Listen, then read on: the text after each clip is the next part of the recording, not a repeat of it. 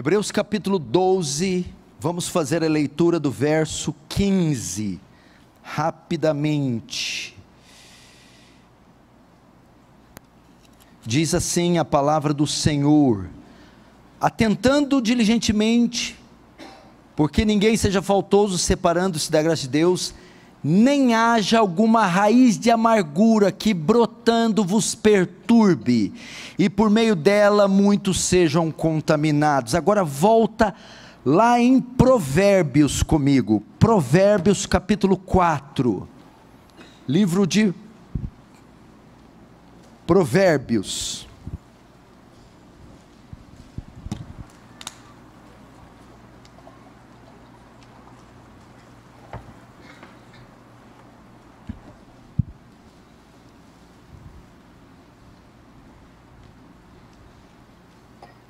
Provérbios 4, verso 23 diz assim: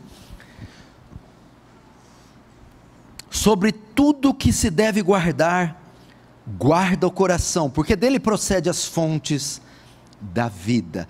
Agora o último livro, mais dificinho, é depois de Provérbios, o profeta Jonas.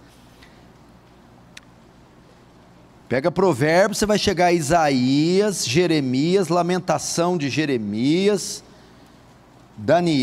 Ezequiel, Daniel, Oséias, Joel, Amós, Obadias, Jonas. As crianças prestam atenção, Jonas, hoje é Jonas e a baleia. Aula de escola dominical Baby. Deixa aberta em Jonas capítulo 1. Não fecha, deixa aberta aí, fecha apenas os olhos. Vamos orar. Pai Santo, a Ti a honra, a glória, o louvor e o domínio para sempre. O Senhor é Deus dos deuses, Rei dos reis, Senhor dos senhores, a quem nós nos curvamos e reduzimos a nada, a cinza, a pó. Diante de Ti, tudo que contemplamos é a nossa indignidade, pequenez, fragilidade, miserabilidade, em face à grandeza, glória, majestade do Seu ser. Longe de nós ofender, blasfemar esse Deus santo, do qual não somos dignos de mencionar sequer o nome. Usa de misericórdia conosco, porque o Senhor não precisa de nós, nem de nada que foi criado. É um mero favor e graça. Que haja temor, tremor, diante daquele que é 3 vezes santo. Sara-nos e seremos salvos. Livra-nos e seremos livres. Santifica-nos e seremos santos. Salva-nos e seremos salvos. Em nome de Jesus. Amém. Presta atenção aqui. Se eu passar um pouquinho do tempo, porque hoje tem ceia, aclamação, batismo, não fique nervoso. Eu vou tentar ser breve e acabar no horário. Mas eu quero atenção, reverência, temor e tremor. Irmãos, o coração humano, o coração é a sede dos pensamentos, é a sede das emoções e é a sede dos sentimentos humanos. Por isso Salomão escreve e dá o seu maior conselho, a sua maior orientação, dos 3 livros que ele escreveu, Provérbios, Cantares e Eclesiastes. Esse é o maior conselho: guarda teu coração, porque o coração é aquele que domina você, o coração é o responsável por conduzir você, ele é o responsável por dirigir nossas ações, por dirigir nossas reações e dirigir nosso comportamento. Portanto, o coração, que é sede de pensamentos, de emoções e de sentimentos, deve ser guardado. Guardado do quê? Guardado principalmente das feridas, machucados, das raízes de amargura, das picuinhas, dos traumas, das feridas. Quanta gente não está na igreja doente, quanta gente na igreja com a vida destruída, por conta de feridas na alma, de feridas não curadas, de traumas não resolvidos, porque uma vez, um tempo atrás, não conseguiram lidar com determinada situação, não souberam lidar com determinada circunstância, e aquilo causou uma ferida, trouxe um trauma, criou uma mágoa, e ela não conseguiu superar, e por conta disso adoeceu, raízes brotaram de ódio, de vingança, de mágoa, de ressentimento, e isso trouxe tanta dor. Essas pessoas estão travadas, enfermas, com a vida destruída. E eu quero ajudar hoje, à luz da Escritura, a entender com profundidade por que essas coisas acontecem e como solucionar elas. Nesse sentido, eu não conheço história melhor para tratar das feridas não resolvidas, feridas não tratadas na alma e no coração, do que a história do profeta Jonas. Sim, isso, a história do profeta Jonas. A história do profeta Jonas narra uma das maiores manifestações de poder da história. Jonas, com um único sermão, Deus, através de um único sermão de Jonas, salvou mais de 100.000 pessoas, num dos maiores avivamentos da história, com um único sermão. E nessa história da visitação de Deus em Nínive, a cidade de Nínive, através de Jonas, com essa história do chamado de Jonas para ir a Nínive, pregar salvação a ela, nós aprenderemos algumas lições sobre as feridas e machucados na alma. Nós vamos começar e passar por praticamente todo o livro para você entender. Primeiro nós vamos começar com a ordem de Deus ao profeta. A ordem de Deus ao profeta. No verso 1 está escrito: veio a palavra do Senhor a Jonas, filho de Amitai, dizendo: dispõe-te e vai à grande cidade de Nínive e clama contra ela. Queridos irmãos, o ofício do profeta era de comunicar a mensagem dada por Deus ao seu povo. Era nisso que consistia o ofício do profeta. Ele recebia a mensagem de Deus, Deus enviava ele até um povo, e ele comunicava a mensagem de Deus ao povo. Portanto, era comum o Senhor enviar um profeta às cidades, a fim de comunicar a sua palavra. E foi exatamente o que aconteceu com Jonas nessa ocasião. Deus ordenou que Jonas fosse a Nínive e pregasse para a cidade. Mas aqui, preste atenção, acontece algo inesperado, incompreensível. As crianças, por favor, quietinhas. E impensável. Jonas desobedece.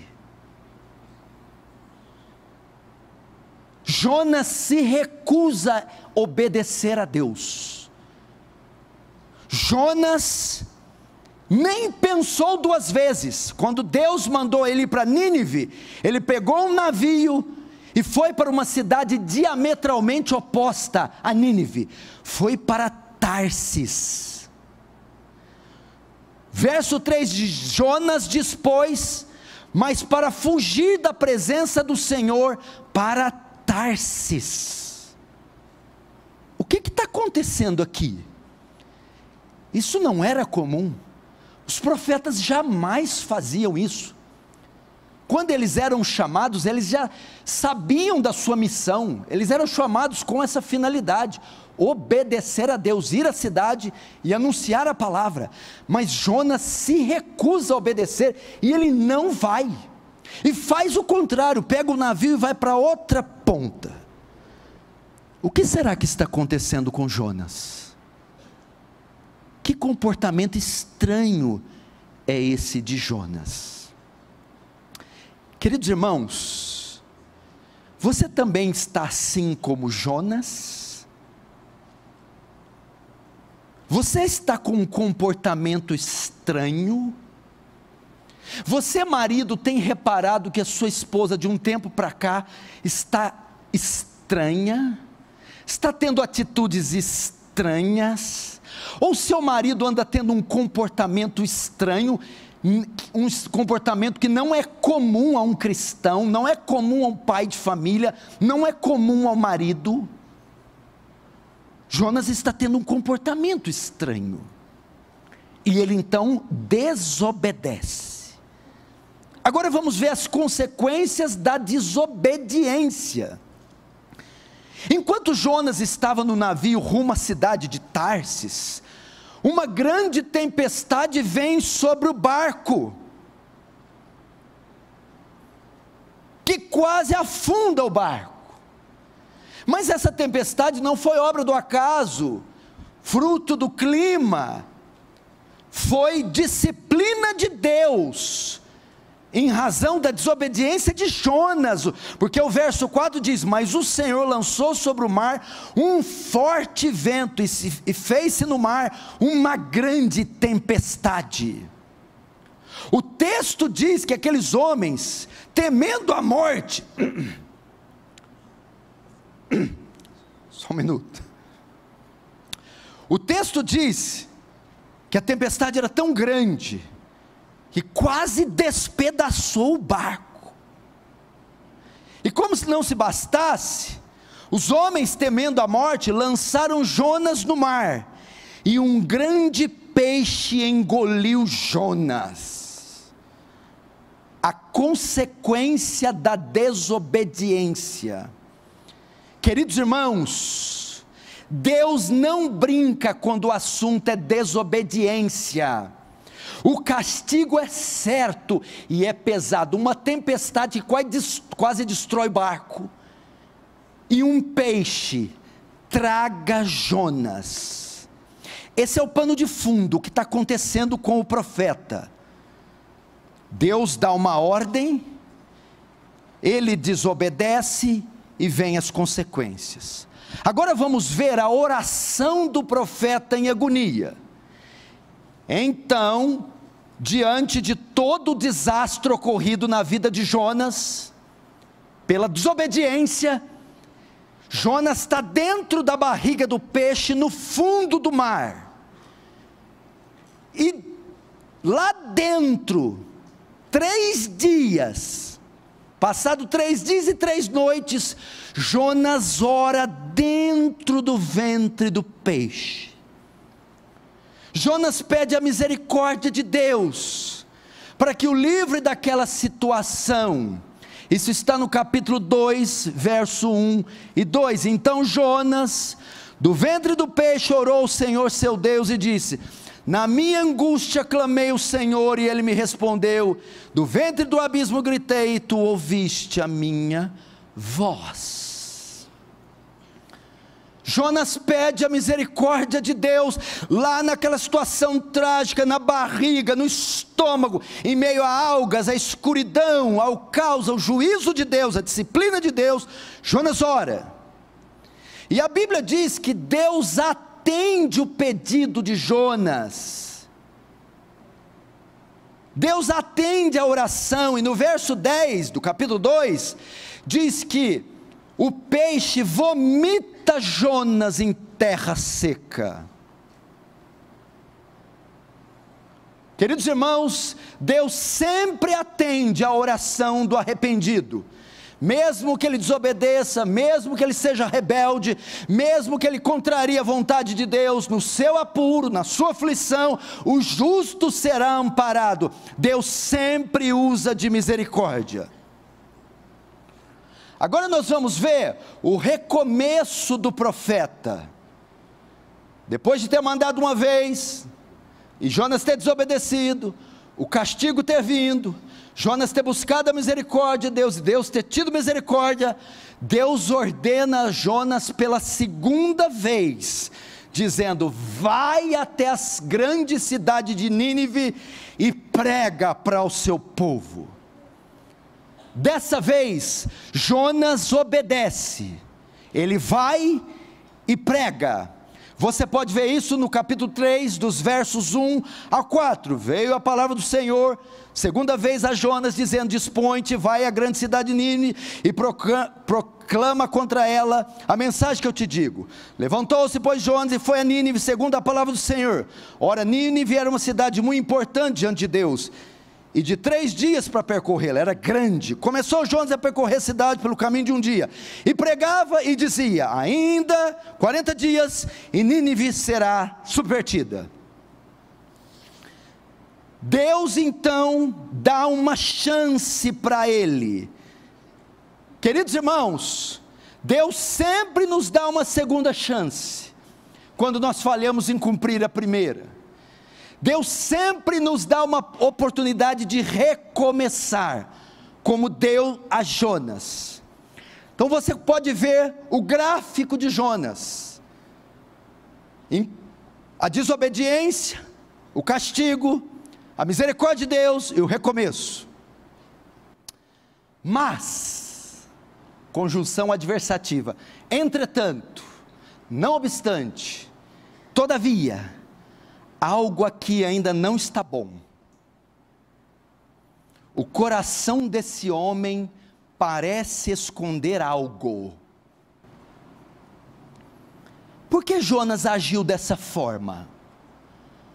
Qual foi a razão desse comportamento tão estranho e tão incomum aos profetas? Por que Jonas desobedeceu descaradamente a Deus, dessa forma, indo para a cidade de Nínive? E por que atendeu o pedido de Deus só pela pressão e pela força? Aqui você vai entender 90% do que acontece com o seu coração. Preste atenção, quero a concentração máxima, para entendermos o que está acontecendo com esse profeta não está bem. Quando Deus mandava Elias, Elias ia e botava para quebrar. Jeremias ia e dizia: assim diz o Senhor. João Batista o mesmo, Isaías.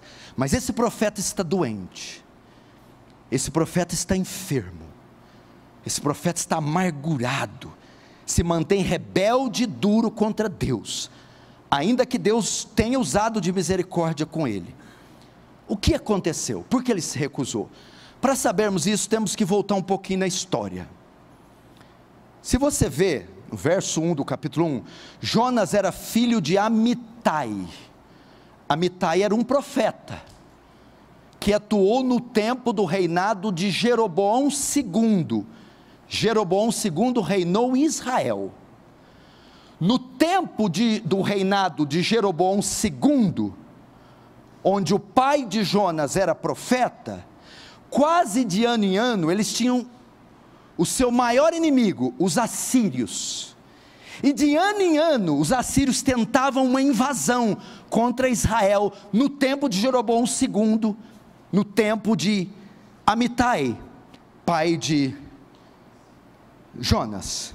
Jonas então cresceu nesse cenário, vendo a nação ser oprimida por décadas, pelo regime assírio.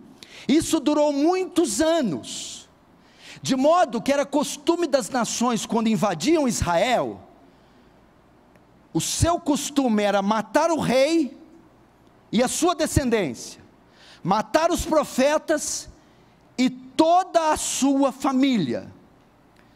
Portanto, na época de Jeroboão, o profeta era Amitai, e se a Síria conseguisse entrar e vencer, mataria o profeta e sua família, ou seja, mataria também Jonas, que era filho de Amitai.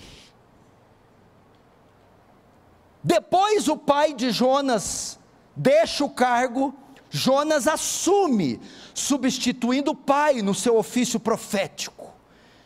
E Jonas cresceu entendendo: os assírios são nossos arqui-inimigos, por décadas nos oprimiram e sempre quiseram a morte do meu pai, da minha família e minha. Agora vamos ver o coração do profeta. Portanto, Jonas deveria nutrir um medo muito grande dos assírios, pois cresceu vendo eles o tempo todo em suas portas querendo entrar.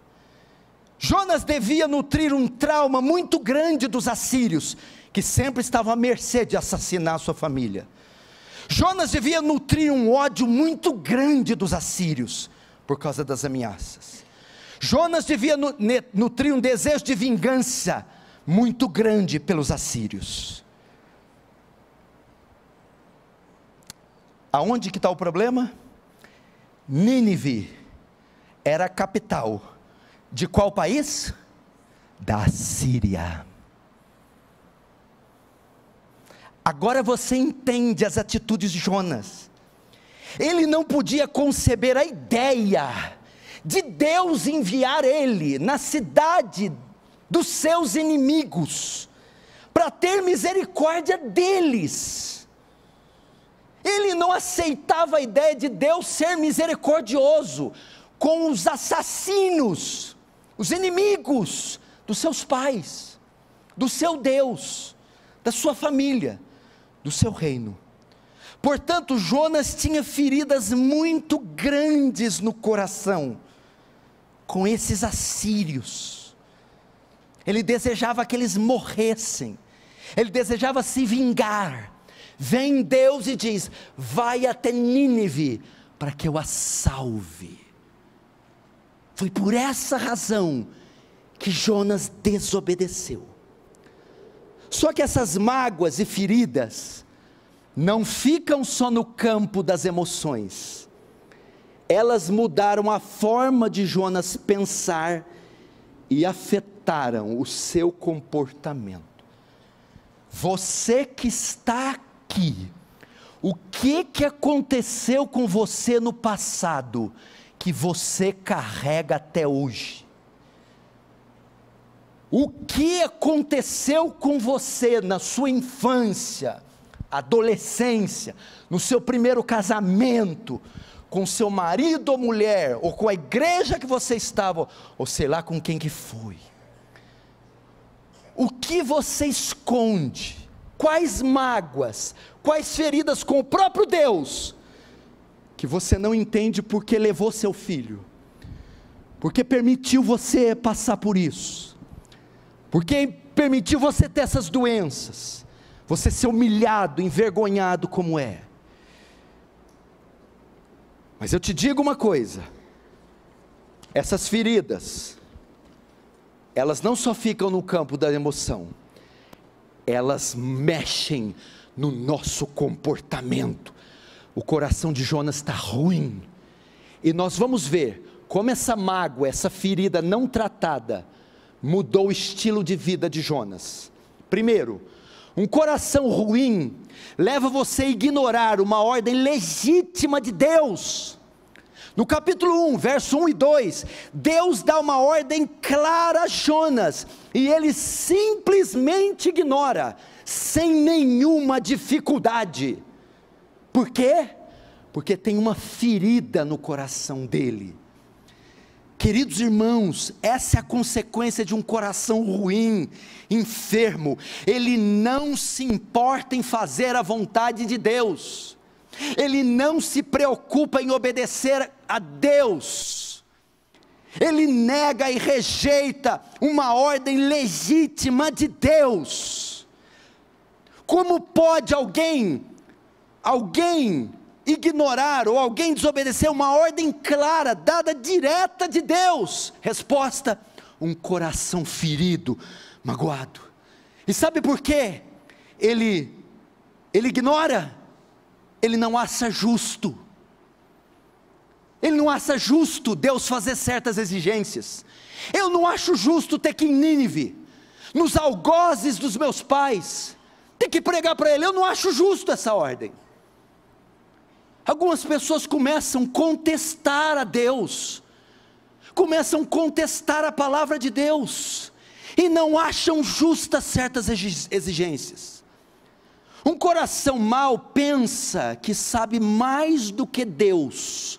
Lembra quando Deus deu uma ordem direta para Saul: vai até Amaleque, mata Agag, e não poupa nada nem ninguém, nem ovelhas nem bois. Saul vai lá e volta com Agag e as ovelhas vivas. Nessa hora Deus destitui Saul do trono, porque ele diz: misericórdia quero e não sacrifício. Melhor obedecer do que sacrificar. Um coração ruim leva você a ignorar uma ordem legítima de Deus. Segundo, um coração ruim leva você a comprometer a vida de terceiros. No capítulo 1, no verso 5, Jonas não estava sozinho no barco. Uma embarcação que tinha porão devia ter entre 15 a 25 tripulantes. A Bíblia diz que, por conta da desobediência de Jonas, todos os 25 sofreram com a tempestade. Estavam correndo risco de vida, porque a desobediência de Jonas trouxe maldição sobre o barco, e todos que estavam com ele no barco. Olhe para mim, existem pessoas à sua volta, que estão sofrendo, por conta da sua amargura, por conta das feridas do seu coração, por conta das mágoas que você não trata. A sua mulher é vítima de um homem amargurado, seus filhos são vítimas de um pai amargurado, iracundo, doente. Sua mulher, seu marido é vítima de uma esposa amargurada, e sofrem despesas, dívidas, despejo, vergonha na escola, humilhação, porque o pai não tratou o coração, e a casa inteira está debaixo de maldição. Casa inteira. Sua desobediência tem feito mal à sua família, tem feito mal ao seu casamento, tem feito mal ao seu ministério, tem feito mal aos irmãos. Ele senta numa roda, ele contamina todo mundo. Ele vai numa comunhão, ele contamina todo mundo. Lá no trabalho ele contamina, ele compromete tudo. Era o que aconteceu com Jonas. Essa ferida da Síria estava lá dentro, e ele não perdoava, e ele nutria ódio, ele nutria desejo de vingança, e por causa disso a maldição caiu sobre ele, e os que estavam ao redor dele. Veja como é perigoso isso, você não tratar dessas feridas, desses pecados. Terceiro, um coração mau fará com que sua oração não seja legítima ou completa. O que aconteceu com Jonas diante daquela situação? Capítulo 2, ele ora dentro do ventre do peixe, mas o coração está ruim. Notem que a oração de Jonas, ele reconhece que é castigo de Deus no verso 3, ele sabe que Deus o afastou de sua presença no verso 4, ele sabe que Deus está irado no verso 6, mas note, ele está apenas pedindo livramento, socorro, alívio. Em momento nenhum ele está pedindo perdão, em momento nenhum ele está reconhecendo a sua culpa. O coração está enfermo, a oração é comprometida, ela não é legítima ou completa. Não há um pedido de perdão ou um arrependimento real pelo seu ato. Veja o verso 9: mas com a voz de agradecimento eu te oferecerei o sacrifício, o que votei pagarei. Presta atenção, isso aqui é muito importante. O que votei pagarei. Que voto é esse que ele está dizendo? Eu votei, eu pagarei.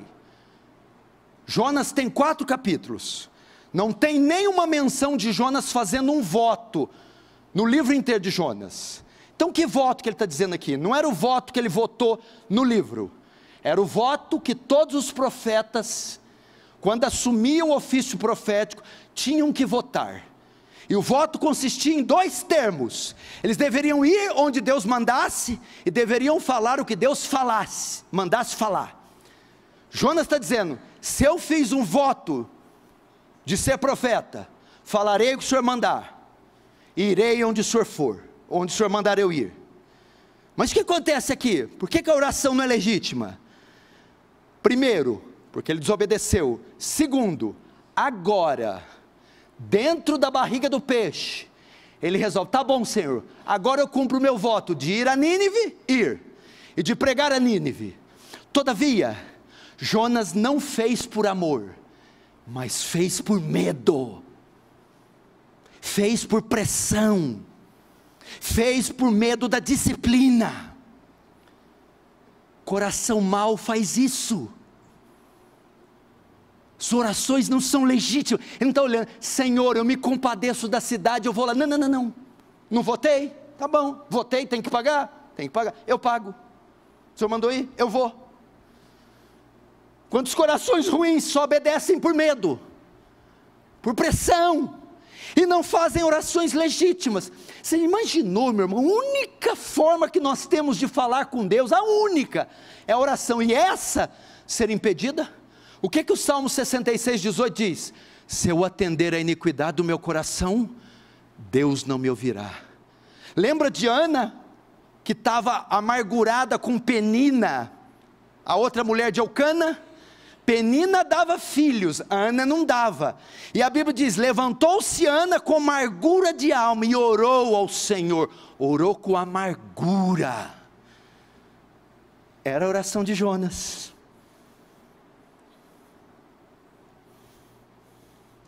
Quarto, um coração ruim compromete a obra do Senhor. Meu irmão, Jonas chega diante de Nínive e prega com desdém. É o sermão mais curto da Bíblia. Ele chega assim: ainda em 40 dias Nínive será subvertida. Só, e vai embora. Ele não está nem um pouco com vontade de pregar para aquele povo. Ele chega com desdém.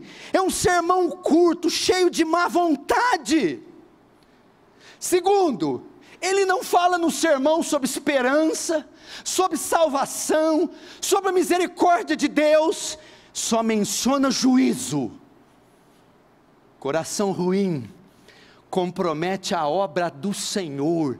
A obra é feita mal, de forma desleixada, mal feita, com desdém. Tem que ir nessa reunião de oração, tem que evangelizar nas ruas, tem que dar testemunho. E que mais o texto mostra? Ele desejava o mal daqueles a quem Deus amava. Ele desejava o mal, que diz: em 40 dias Nínive será subvertida. Ele não fala do amor, ele não fala da misericórdia, ele deseja a destruição. Ele fala: em 40 dias essa cidade vai ser destruída. Ele desejava o mal daqueles a quem Deus amava. O coração ruim faz isso. Você começa a desejar o mal de quem Deus ama, o mal de quem Deus ama. Deus ama a igreja, Deus ama os irmãos, Deus ama os oficiais, Deus ama os pecadores, mas o coração ruim me faz, sabe o que? Olha o que o coração ruim me faz. O coração ruim me leva a desejar a destruição daqueles a quem Deus deseja salvar. Deus desejava salvar os ninivitas, Jonas queria a destruição dos ninivitas. Em 40 dias Deus vai destruir isso aqui. Não, eu quero salvar, mas o coração é ruim, me leva a desejar o mal das pessoas, a ruína das pessoas, me leva a ter ódio das pessoas. Queridos irmãos, será que vocês não estão assim, torcendo para que alguém caia, torcendo para que alguém se arruíne, torcendo para que alguém se exploda? Que isso?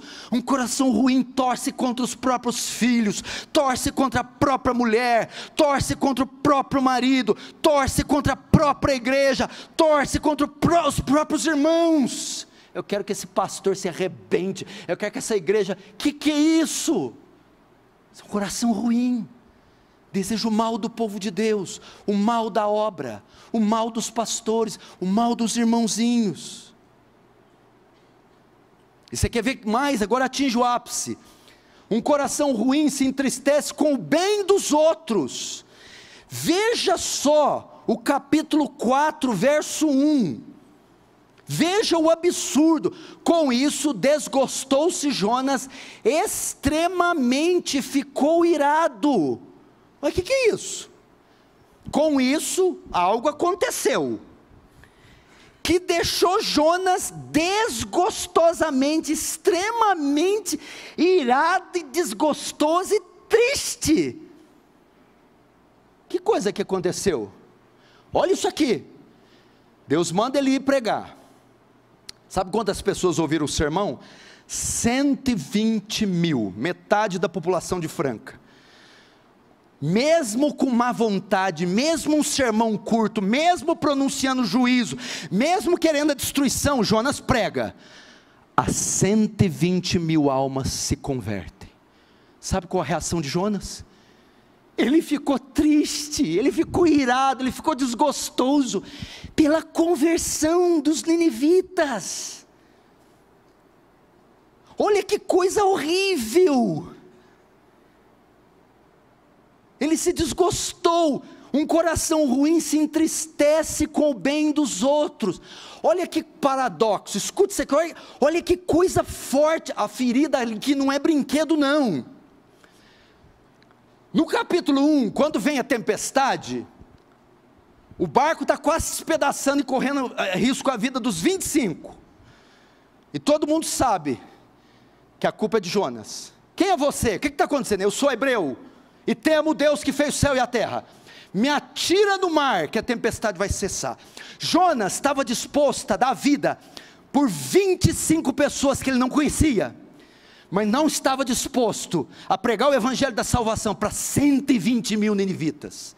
A ferida que ele tinha é tão grande, que ele dizia, precisa aqui marinheiro, eu dou a vida, mas para os ninivitas não, eu odeio os ninivitas. É Deus falando para você, vai e conversa com aquela pessoa não, naquele lugar não me manda não, naquela casa eu não vou falar com aquela mulher, eu não vou me humilhar. O senhor pode mandar, eu dou dinheiro para os pobres, eu vou lá na África, eu jejuo, eu fico no vale, mas não me manda ir lá, não me manda fazer o que eu não quero. Por quê? Porque eu tenho uma mágoa, eu me entristeço com o bem dos outros.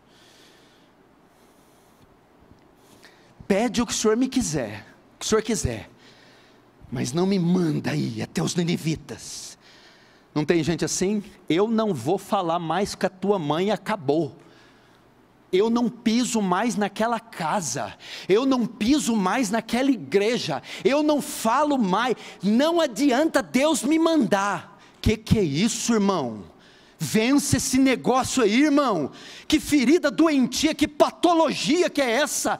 Quebra isso no nome de Jesus, senão você vai definhar. Quebra essa barreira, fecha essa ferida hoje. Era Jonas. Esse é o resultado, queridos irmãos, de um coração cheio de traumas, mágoas e feridas. Ele se irrita com o sucesso do outro e se entristece com a felicidade do outro.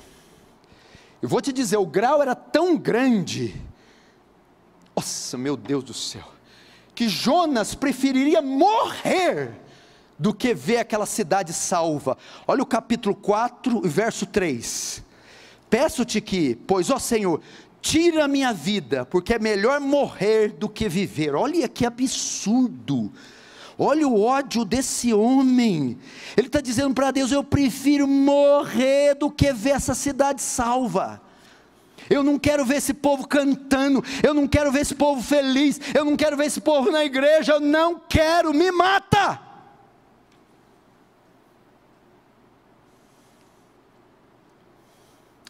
Você acha que é só no ratinho que tem essas coisas? Essa situação, feridas não tratadas. Agora deixa eu fazer uma pergunta, Tatiane Costa, ô Vitor, ô Galiano, ô Ivan, se alguém aqui pensou, deve estar falando tanto com fulano, se arrepende. Se alguém aqui pensou, tem gente que tem que cuidar disso aí. Nós não estamos falando do coração da tia Aparecida, nem do coração do seu José. Nós estamos falando de um profeta, Jonas, que recebeu uma ordem oral, verbal de Deus. Se Jonas, que ouvia a voz de Deus, foi capaz de nutrir, criado na Torá desde a infância, criado na lei de Moisés, na tradição dos seus pais, homem de Deus, separado para o serviço profético, conseguiu nutrir uma ferida dessa no coração. Imagina nós, eu e você. Imagina eu e você. Será que você não consegue olhar para suas obras, palavras, ações, sentimentos, e você não consegue fazer um paralelo e falar: pastor, minhas obras estão carregadas dessas doenças.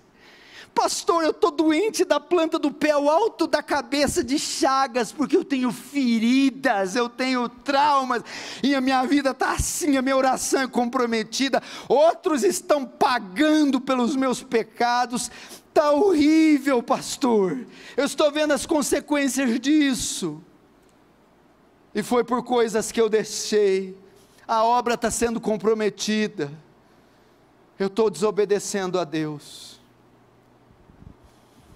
Pode ser o seu retrato. Faz uma reflexão agora. Será, meu Deus? Meu Deus, pensa, que o Espírito Santo sonde o seu coração, reflita. Agora, qual a solução? Qual a saída? Como vencer um negócio dessa estrutura? O homem queria a morte. Ele não aceitava o fato de Deus perdoar aquele povo. Ele tinha uma ferida tão grande que ele dizia: eu prefiro morrer. Será que é o seu caso, irmã? Irmão, o bloqueio com alguém, com algo é tão grande. Qual a solução? A solução se encontra no capítulo 4. Eu vou contar a historinha rapidinho. O capítulo 4 é a historinha de Jonas, da planta e de um verme. Jonas, a planta e o verme é que restauram o profeta. Jonas, depois que Deus salva Nínive, vai para um deserto. Ele ainda está revoltado com Deus, mas naquele deserto o sol está muito forte, queimando a cabeça de Jonas. Deus então, num ato misericordioso e soberano, faz crescer uma planta no deserto, que proporciona uma sombra para Jonas, e alivia ele do sol, dá conforto e alívio. Mas no dia seguinte, Deus envia um verme, o verme fere a planta seca, e o sol volta a queimar a cabeça de Jonas, e Jonas se irrita. Então vem Deus, vendo a ira de Jonas pela planta ter morrido, Deus fala com Jonas, e diz: Jonas, a planta te beneficiou sem que você a plantasse, sem que você a regasse ou a cultivasse, era de graça, você não merecia ter a planta, mas quando ela morreu, você teve misericórdia dela quando ela se foi. Da mesma forma, Jonas, eu não posso ter compaixão de uma cidade que tem 120 mil pessoas que não sabem diferenciar a mão esquerda ou da direita.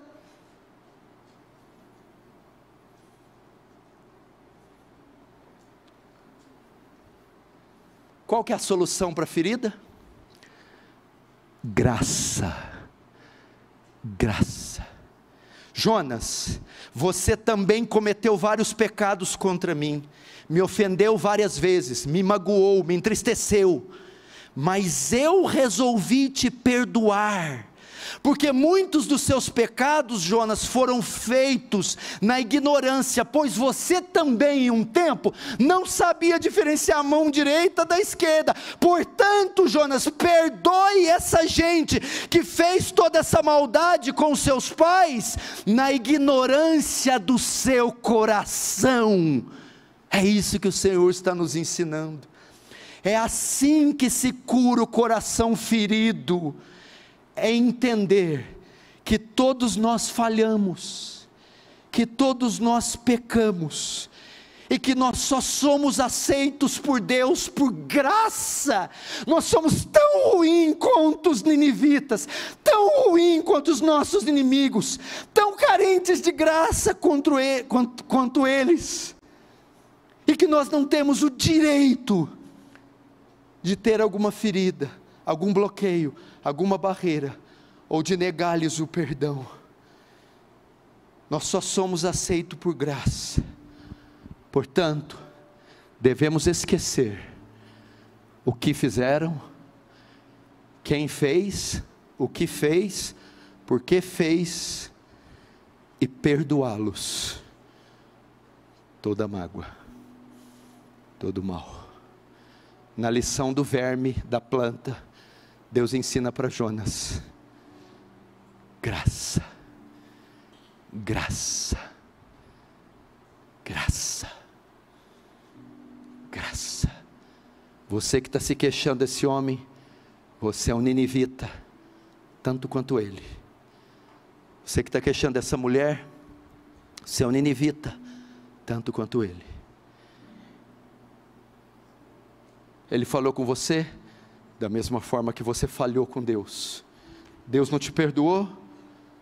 Perdoe, perdoe, perdoe, quebre isso. Pastor, não é fácil, eu não falei que era. Pastor, sozinho eu não consigo. Não mesmo. Pastor, eu preciso de ajuda. A ajuda está aqui. Graça. Você vai fechar seus olhos